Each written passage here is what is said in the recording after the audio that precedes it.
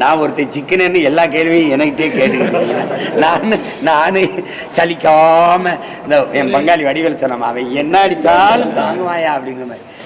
கொடுமை தான் தம்பி இதெல்லாம். இவ்வளோ காலம் கழித்து மருந்தகம், மக்கள் மருந்தகம், முதல்வர் மருந்தகம் எந்த ஒன்றை பண்ணிகிட்டு இருக்கிறது தான் தம்பி. அதுக்கு ஒரு பல 100 கோடிகளை என்ன தரம் இருக்கும்? என்ன தரம் இருக்குன்னு சொல்லுங்கள். என்ன தரம் இருக்கும்?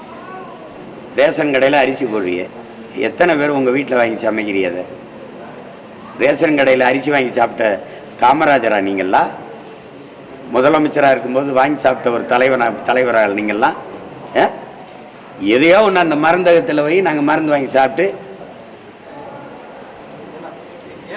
தேர்தல் வரும்போது இந்த மாதிரியான திட்டங்கள் சொல்கிறது மக்கள் மருந்தகம் சொல்லுவோம், இல்லை இந்த ஏடி கல்வியை கொண்டு போவோம், இப்படி ஒவ்வொன்றா செய்வோம் அப்படின்னு ஒரு கவர்ச்சிகரமாக ஒன்றையும் செய்கிறது தான். அதனால் பயன் என்ன வரும்னு கடைசியாக தான் பார்க்கணும். தேர்தல் நோக்கி பல கட்சிகள் அதுக்கான வேகத்தை முன்னெடுத்துட்டாங்க. அதிமுக சமீபத்தில் வலுவான கூட்டணி அமைய எடப்பாடி சொல்லியிருக்காரு. நாம் தமிழர் கட்சி நான் தான் பெரிய கூட்டணிக்கு பேசிக்கிட்டு இருக்கேன், ட்ரம்போட பேசிக்கிட்டு இருக்கேன். தம்பி ரொம்ப முன்னாடியே வேலையை ஆரம்பித்து போயிட்டு இருக்கோம். இப்போ அந்த வேலை தான் இப்போ இங்கே சந்திப்பு. இப்போ வேலூர், கிருஷ்ணகிரி, தருமபுரி, சேலம் ஒரு 5 நாள் பயணம் சுற்றிகிட்டே இருப்பேன்.